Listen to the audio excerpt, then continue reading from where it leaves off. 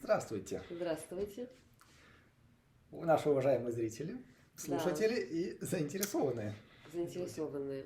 Всем многим было очень интересно, почему мы живем вместе.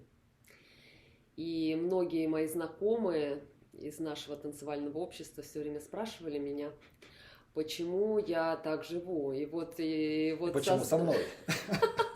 И вот у нас создалось, значит, такое решение записать это видео и пояснить интересующимся и всем, кому интересно, кто нас не знает, зачем и почему мы живем вместе. А заодно рассказать людям, как можно поменять свою жизнь к лучшему на нашем примере. Да. Так, няненька, с чего же мы начнем? Ну, начнем мы, наверное, с того, как мы познакомились. Да, это было довольно интересно. Это было довольно интересно. Познакомились мы на танцах. Да. Когда Надежда пришла в танцевальную школу и внезапно начала танцевать лучше, чем учитель. Ну, я был в классе для новичков, поэтому разница была заметна. И я до сих пор помню, как я подошел к ней и спросил, как же вам нравится этот воркшоп? И она ответила, ничего особенного, мне с кем танцевать, разве что с учителем. Я подумал, да, это оно. Она говорит то, что она думает, она не притворяется. Да, я действительно ранее говорила то, что думаю. Возможно, и сейчас в некоторых случаях я так говорю, но иногда я все-таки думаю, что стоит придержать свое мнение при себе. Иногда оно бывает столь шокирующим, что не стоит все-таки всегда говорить то, что думаешь, но это мой конек, в принципе, да. Значит, я сказала, что мне не нравится этот воркшоп и что зря пришла. Ну, видимо, было не зря. Было не зря, совершенно не зря. Все-таки не зря, потому что таким образом мы познакомились. Да, и начали мы наши совместные встречи с долгих прогулок и разговоров. Да, И оказалось, что мы чрезвычайно интересные собеседники. У нас было такое чувство, что мы знакомы много месяцев.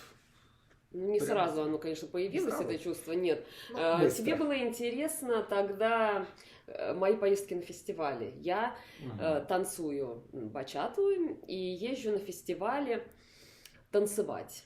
Ну, тогда я еще в то время ездила учиться и танцевать, а сейчас я езжу просто танцевать. И Антона заинтересовали мои поездки на фестивали. Да. И Ну, ты к сожалению, спрашивал... поездка на фестиваль у нас... Поездка к преподавателю на частные уроки у нас не пошла, потому что был ковид, и все преподаватели были заняты частными уроками. Ну да. Но, в общем-то, тогда, в тот момент, ты говорил, что тебя интересуют танцы. Они меня тогда интересовали. Потом они стали интересовать меньше. Да. Ну, вот так мы продолжали просто разговаривать, и у меня не было такого впечатления, что это может перерасти в нашу совместную жизнь никоим образом. Просто я думала, я помогаю молодому человеку, тем более, что я работала в то время уже как health coach.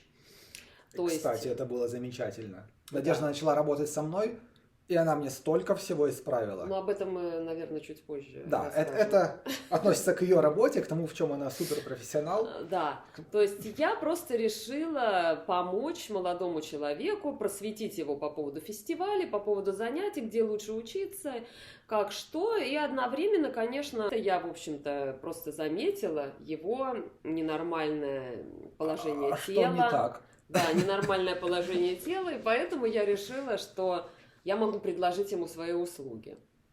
И я это сделала, тем более, что он тогда делал длительные поездки на велосипеде. Итак, продолжаем после звонка.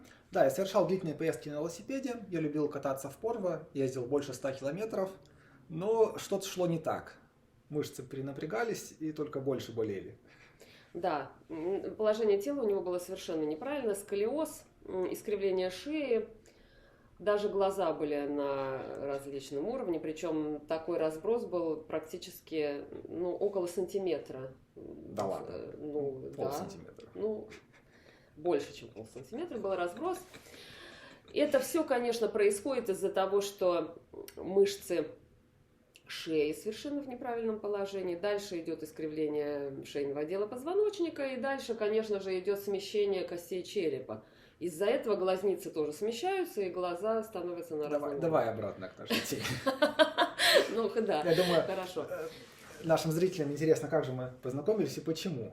Да. Я могу дать немного Нет, предыстории. почему? Да, ну можешь рассказывать, конечно. Да, потому что до этого у меня была своя семья, Да. прям как по книжке. Жена, Мгм. квартира, ребенок. Мгм. Только вот счастья что-то не было. Нигде. И что-то шло чем дальше, тем хуже. Ну, на самом деле мы познакомились как студенты, и пока мы были студентами, такими безработными, с подработками, мы вместе жили неплохо. А потом, когда мы выросли, оказалось, что мы совершенно разные люди. И мы хотим совершенно разного, и как-то жить стало незачем вместе. Мне тогда казалось, что это ужасно, что нет, надо терпеть. Господь терпел и нам велел. Да, так что я пытался продолжить семью, пока уже не достало в конец.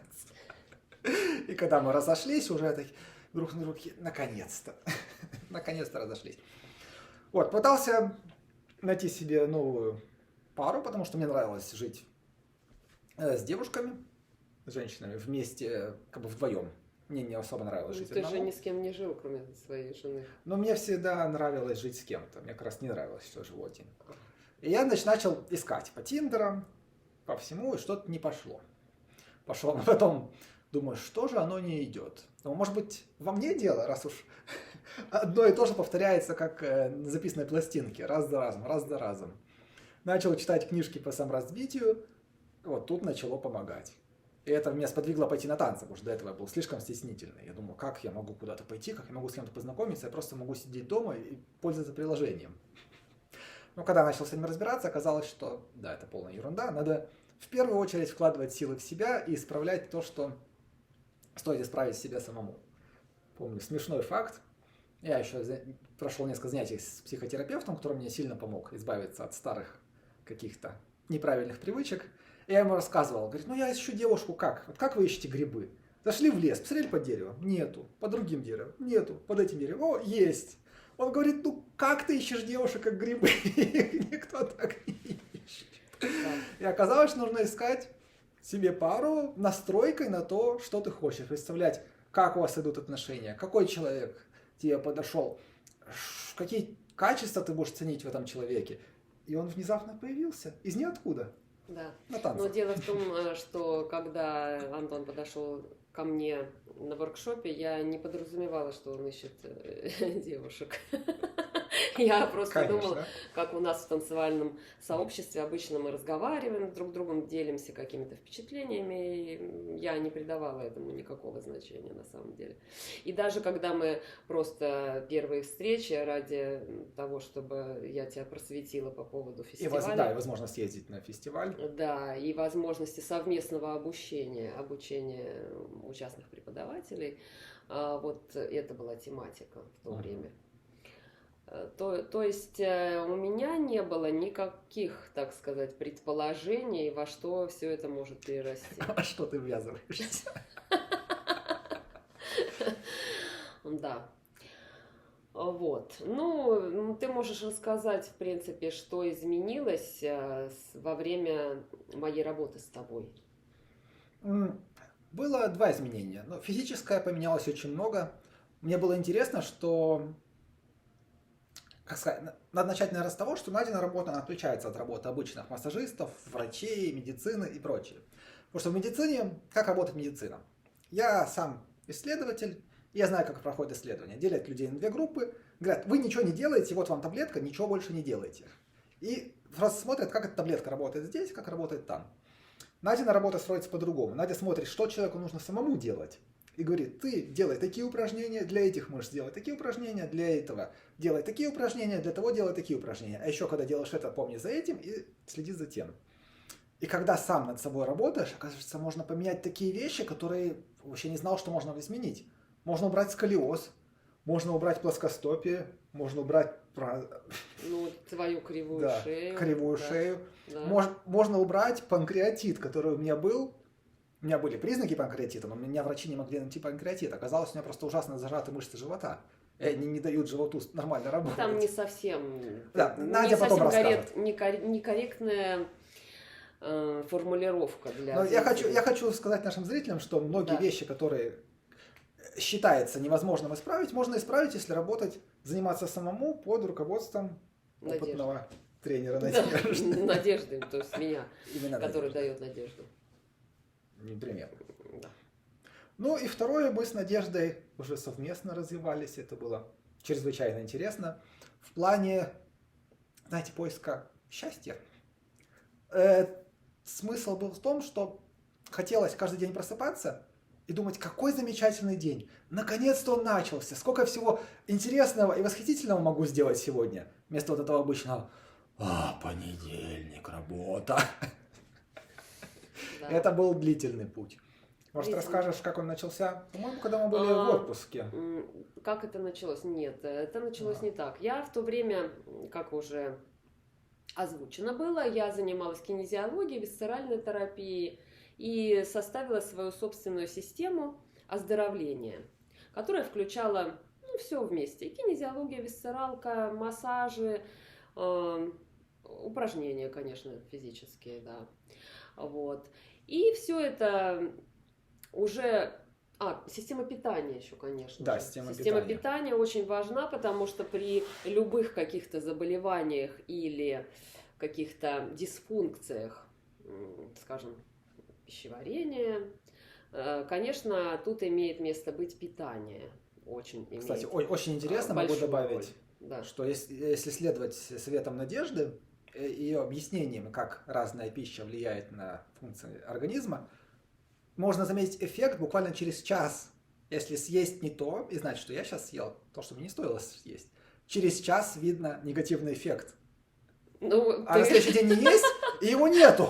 Для меня это был просто шок. Я думал, это может быть там за месяц какой-то диеты, а он просто мгновенно. Ну, люди сейчас подумают, что же ты съел какой-нибудь. Что же я не съел? Или что же я съел? Ну, то, что мы все любим поесть. Тортика кусочек сожрать. Да.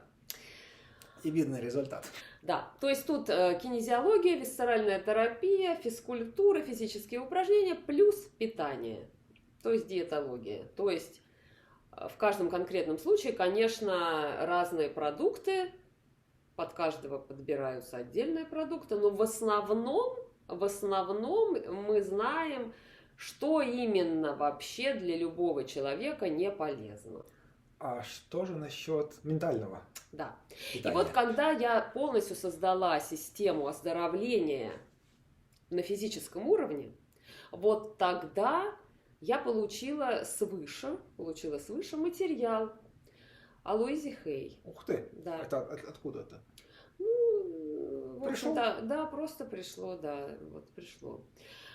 И, значит, я стала изучать, что представляют из себя лекции, семинары и книги Луизы Хей, и для себя открыла очень много всего интересного вот на тот момент. И со мной поделилась. Да, поделилась с И мы тобой, как раз это поделилась обсуждали. со своими подругами. Никто меня не понял, и, между прочим, ты тоже. Все сказали, что такую чушь они не в состоянии слушать. Ну, на что я подумала, ладно, я буду продолжать. Ну, Правильно. В общем-то, это мой, опять-таки, принцип жизни. Даже когда никто не хочет, у меня всегда свое собственное решение. У тебя всегда свое собственное мнение. Да, всегда. И так было и ранее, собственно, с самого детства. Я отличалась тем, что я не слушала то, что мне говорят взрослые, общество, учителя. Сама была взрослой. Я взвешивала, а подходит ли вот эта концепция для меня. И если я видела, что она для меня не подходит, значит, я просто не следовала этой концепции. Слушай, а как я в это втянулся? Потому что я иногда... Она такое помнит, она как карта памяти. Она все про меня помнит, что у меня из головы уже полетело. Я мало того, что все про него помню, я его и вижу и полностью все. Но, Рентген. Видимо, да, это тоже мое такое свойство, что я читаю энергетику квартир. Да, ты помнишь, да, в твоей квартире, да. Когда мы познакомились, у Антона была квартира, которая осталась от бывшей семьи, наверное, да? Да, мы туда переезжали, потому что мы жили далеко, мы решили перебраться поближе, и вот нашли такой быстрый вариант. Да, то есть она, конечно, была не в лучшем районе, не лучшая квартира. Дело метров. Даже не только в этом, что она мне не нравилась по удалению и по ее виду, но дело в том, что, заходя в эту квартиру, я чувствовала запах больной энергетики, скажем так. Это тоже вот чувствование запахов специфических, которые другие люди просто не чувствуют, они говорят, нет, ничего, это мое свойство, моя особенность, то есть я ощущаю энергетику, так же как людей и мест, квартир, да, то есть там была совершенно больная энергетика, и я сказала, что в этой квартире я жить не буду. А что насчет этой квартиры, которая у нас сейчас? Эта квартира совершенно новая, в ней никто никогда не жил. И, в общем-то, мы вообще не сказали, что о том, как мы вообще стали вместе совместно жить. Но это, наверное, мы уже в следующей серии, я так предполагаю. Давай мы пока продолжим. Как же ты меня-то вовлекла в Луизу Хей? Ну да. Ну, я, в общем-то, тебя и не вовлекала больше, я просто продолжала ее слушать, и что-то я, видимо, ему рассказывала из того, Да, мы же общались. Да, что-то, какие-то моменты я рассказывала. И вот. Видно, я решил послушать. Мне понравилось. Следующий был Джон Кехо, да? Да, после Луизы Хей опять ко мне пришел материал про Джона Кеха, да. И вот это было следующим этапом. Потом вскользь я занималась Джо Диспенза. Ты, наверное, вообще даже Нет. не открывала. Мне очень понравился Кеха. Потому что мне кажется, Луиза Хей Я очень похожий материал прошел со своим терапевтом.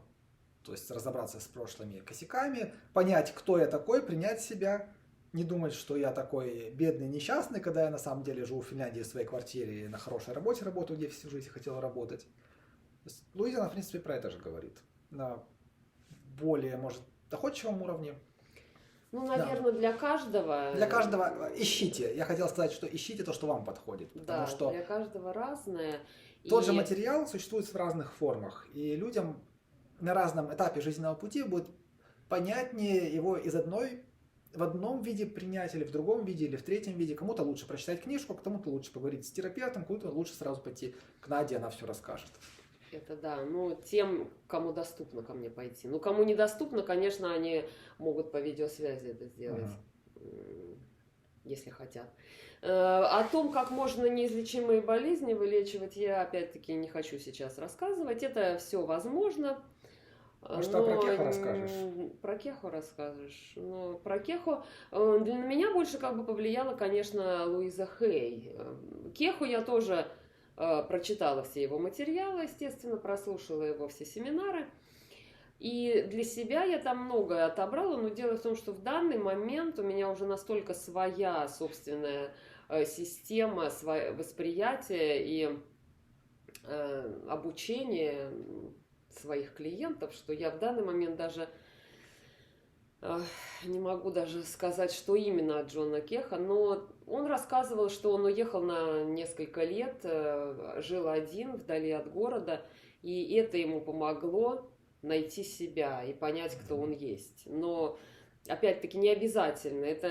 Возможно, это хорошо уехать и ощутить себя другим совершенно человеком, но это не обязательно. Можно, работая над собой, в общем-то, ежедневно. Мне кажется, то, что нужно обязательно оставлять себе время думать над своей жизнью. Потому что люди иногда боятся, может, думать про свою жизнь или не хотят. Поэтому даже если у них есть немного времени, они стараются его забить телевизором, музыкой, какими-нибудь просто походами, выпить чаю, кофе, вина с подружкой, с другом, чтобы только ни в коем случае не думать про свою жизнь.